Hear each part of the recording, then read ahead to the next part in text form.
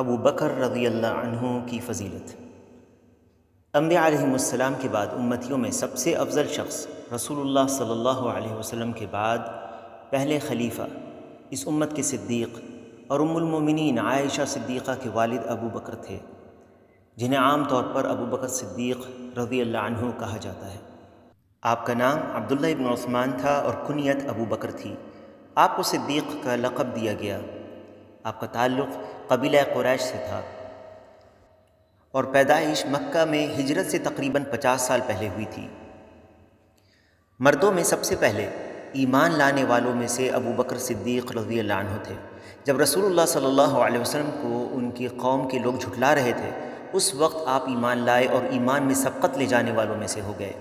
رسول اللہ صلی اللہ علیہ وسلم نے فرمایا، جب میں نے کہا تھا یا ایھا الناس انی رسول اللہ الیکم جمیعا فقلتم کذبت وقال ابو بکر صدقت، یعنی جب میں نے کہا تھا کہ اے لوگو، بے شک میں اللہ کا رسول ہوں تم سب کی طرف، تو تم لوگوں نے کہا تھا کہ تم جھوٹ بولتے ہو، اور اس وقت ابو بکر نے کہا تھا کہ آپ سچے ہیں۔ اسراء اور معراج کے واقعے کے بعد جب لوگوں نے نبی صلی اللہ علیہ وسلم کو جھٹلایا، اس وقت آپ نے نبی کی تصدیق کی تھی۔ اس کے بعد آپ کا لقب صدیق پڑ گیا۔ رسول اللہ صلی اللہ علیہ وسلم نے جب ہجرت فرمائی تو آپ صلی اللہ علیہ وسلم کے ساتھ ابو بکر صدیق رضی اللہ عنہ ہی تھے۔ انہوں نے غار کا قصہ بیان کرتے ہوئے کہا کہ جس وقت ہم غار میں تھے، میں نے اپنے سروں کی جانب یعنی غار کے اوپر مشرکین کے قدم دیکھے۔ میں نے عرض کی، اللہ کے رسول، اگر ان میں سے کسی نے اپنے پیروں کی طرف نظر کی تو وہ نیچے ہمیں دیکھ لیں گے۔ تو رسول اللہ صلی اللہ علیہ وسلم نے فرمایا، ما ظنک یا ابا بکر باثنین اللہ ثالثہما، یعنی ابو بکر تمہارا ان دو کے بارے میں کیا گمان ہے جن کے ساتھ تیسرا اللہ ہے۔ اسے بخاری نے روایت کیا ہے، یعنی انہیں کوئی ضرر نہیں پہنچ سکتا جب تک اللہ کی نصرت اور مدد ان کے ساتھ ہے۔ مردوں میں ابو بکر صدیق رضی اللہ عنہ رسول اللہ صلی اللہ علیہ وسلم کو سب سے زیادہ محبوب تھے۔ عمرو بن العاص رضی اللہ عنہ سے روایت ہے کہ انہوں نے رسول اللہ صلی اللہ علیہ وسلم سے عرض کیا، ای الناس احب الیک؟ قال عائشہ، فقلت من الرجال، فقال ابوها، قلت ثم من؟ قال ثم عمر بن الخطاب، یعنی اے اللہ کے رسول، لوگوں میں آپ کو سب سے زیادہ محبوب کون ہے؟ آپ نے فرمایا عائشہ۔ پھر میں نے پوچھا مردوں میں؟ آپ نے فرمایا ان کے والد یعنی ابو بکر رضی اللہ عنہ۔ پھر میں نے پوچھا ان کے بعد؟ آپ صلی اللہ علیہ وسلم نے فرمایا عمر بن الخطاب۔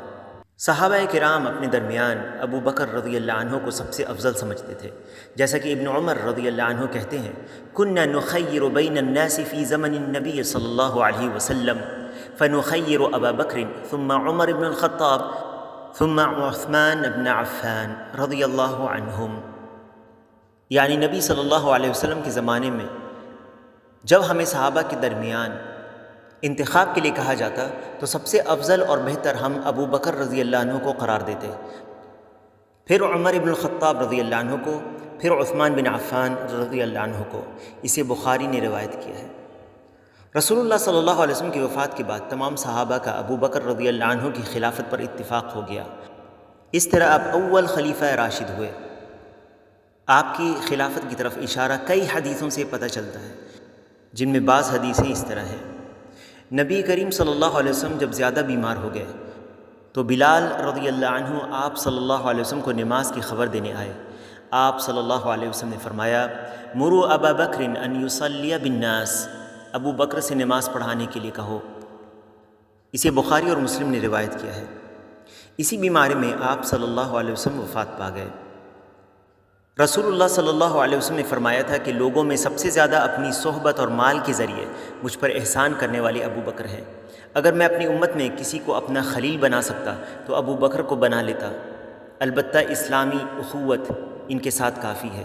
مسجد میں کوئی دروازہ اب کھلا ہوا باقی نہ رکھا جائے سوائے ابو بکر کے گھر کی طرف کھلنے والے دروازے کے۔ اسے بخاری نے روایت کیا ہے۔ کچھ صحابہ کرام نے اپنی سہولت کے لیے اپنے گھروں کے دروازے مسجد نبوی کی طرف کھولے ہوئے تھے۔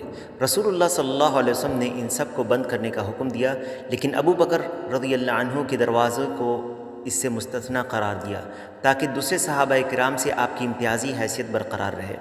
اس دروازے کا باقی رکھنا ابو بکر رضی اللہ عنہ کی خلافت کی طرف واضح اشارہ ہے۔ جبیر بن مطعم رضی اللہ عنہ سے روایت ہے کہ رسول اللہ صلی اللہ علیہ وسلم کے پاس ایک عورت آئی تو آپ نے اسے دوبارہ آنے کے متعلق فرمایا، تو اس نے عرض کیا ارأیت ان جئت ولم اجدک، اگر میں دوبارہ آؤں اور آپ کو نہ پاؤں، کأنہا تقول الموت، جیسے کہ وہ یہ کہہ رہی ہے، پوچھ رہی ہے کہ اگر آپ کی وفات ہو گئی تو قال صلی اللہ علیہ وسلم ان لم تجدینی فأتی ابا بکر، اس پر رسول اللہ صلی اللہ علیہ وسلم نے فرمایا اگر تم مجھے نہ پاؤ تو ابو بکر کے پاس آنا۔ اسے بخاری نے روایت کیا ہے۔ 12 ہجری میں جنگ یمامہ میں بہت سارے حفاظ قتل کر دیے گئے تھے۔ اس واقعے کے بعد عمر رضی اللہ عنہ نے ابو بکر صدیق رضی اللہ عنہ کو یہ مشورہ دیا کہ اگر اسی طرح حفاظ قتل کر دیے گئے تو کہیں قرآن جو ان کے سینوں میں محفوظ ہے وہ چلا نہ جائے۔ اس طرح قرآن کو کتابی شکل میں جمع کرانے والے سب سے پہلے ابو بکر صدیق رضی اللہ عنہ ہیں۔ یہ امت کے لیے آپ کی سب سے بڑی خدمات میں سے ہے۔ رسول اللہ صلی اللہ علیہ وسلم کی وفات کے بعد جب بعض قبیلے کے لوگ مرتد ہو گئے اور بعض نے زکوٰۃ دینے سے انکار کر دیا تو ابو بکر صدیق رضی اللہ عنہ نے ان سے جہاد کیا اور فتنوں کا سد باب کیا۔ آپ کی وفات مدینہ میں 13 ہجری میں ہوئی اور آپ کو نبی صلی اللہ علیہ وسلم کے بغل میں عائشہ رضی اللہ عنہا کے حجرے میں ہی دفن کیا گیا۔ یہ تھی مختصر سیرت خلیفہ اول ابو بکر صدیق رضی اللہ عنہ کی۔